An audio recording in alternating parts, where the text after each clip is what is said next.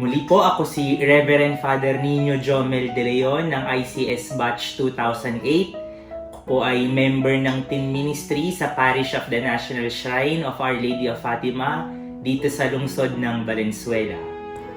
At sinugo niya sila upang ipahayag ang paghahari ng Diyos. Halina't pakinggan natin ang mabuting balita, a Sunday Gospel Reflection.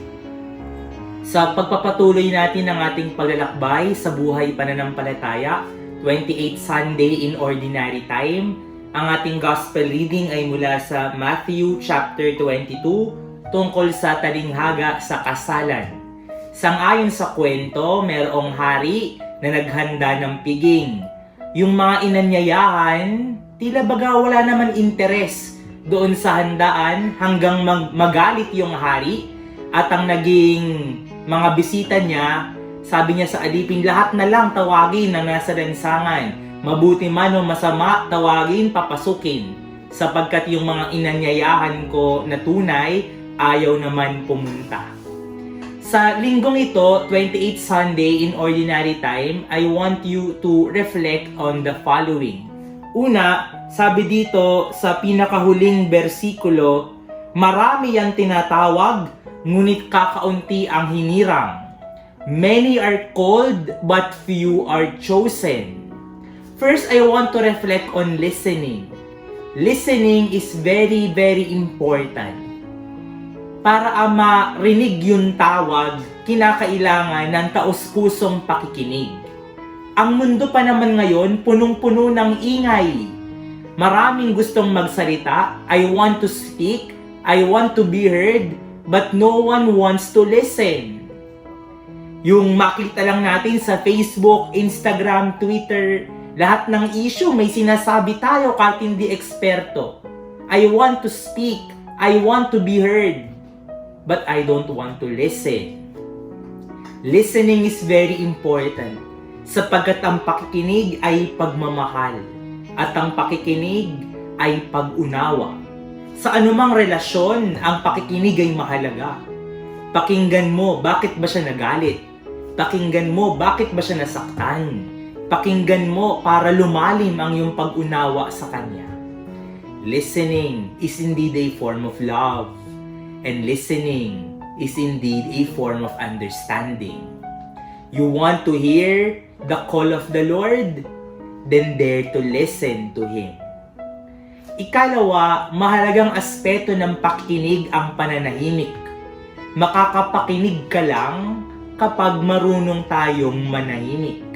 Sang-ayon kay Pope Benedict XVI, silence is the language of God.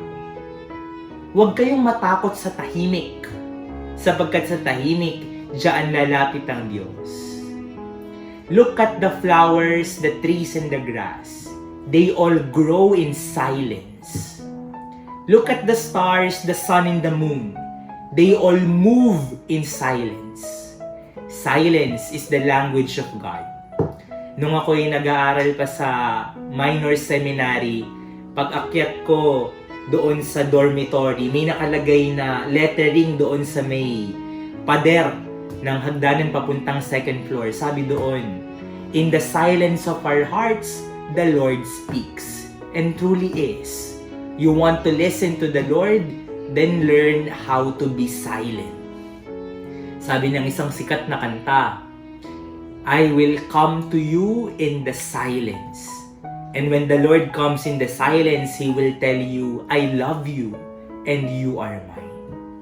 Third and last point for reflection, I want to reflect on verse 10. Sabi, lumabas nga sa mga pangunahing lansangan ng mga alipin at isinama ang lahat ng natagpuan, masasama't mabubuti, ano pat napuno ng mga panauhin ang bulwagang pangkasalan. God is love. And the love of the Lord is inclusive. Love is not just a word, but a lifestyle. Kung paanong inanyayahan ng Diyos lahat, masama, mabuti, ganyan kasi ang pag-ibig ng Diyos. Ang pag-ibig ng Diyos para sa lahat. Hindi sinabi ni Jesus na matay lang ako para sa mabait. Paano tayo? Namatay lang ako para sa mabuti. Paano tayo? The love of God is inclusive. It is for all. I died for the sins of mankind. Why? Because I love you. And if love is the center of Christianity, one would ask, where is the love? Pag tumingin tayo sa paligid, murahan, patayan, nakawan, dayaan, kasamaan. Where is the love? Lagi ko ngang binabahagi dito sa Fatima yung kantang ng Black Eyed Peas. Sabi niya, where is the love? People killing, people dying, children hurting, women crying. Where is the love? And I hope a Christian, when one sees a Christian, one must see love. Mahal ka ng Diyos, imbitado ka sa kanyang piging. Mabait ka man o hindi, karapat-dapat ka man o hindi, mahal ka ng Panginoon. Hindi tayo pwedeng magtakda sinong iibigin ng Diyos. Sasabihin natin, ikaw ang sama mo, hindi ka mahal ng Diyos. Sino ka para magtakda? The love of God is inclusive. Hindi nagtatangi, hindi namimili. The Lord loves you despite of your weaknesses. The Lord loves you despite of your limitations.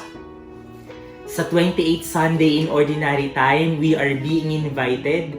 Many are called but few are chosen. And if you want to listen to that call, first, be a good listener. For you to be a good follower, you must be a good listener. We must develop a culture of listening. For without listening, our words would just be wasted. Sayang ang salita kung walang makikinig. Sayang ang mensahe kung walang tatanggap. Second, let us learn how to be silent. We must be at home with silence, for the language of God is silence. Remember, in the silence of our hearts, the Lord speaks. Third, the love of God is inclusive. It is for all. Ang pagmamahal ng Diyos, kailanman, hindi nagtatangi, hindi namimili. Amen.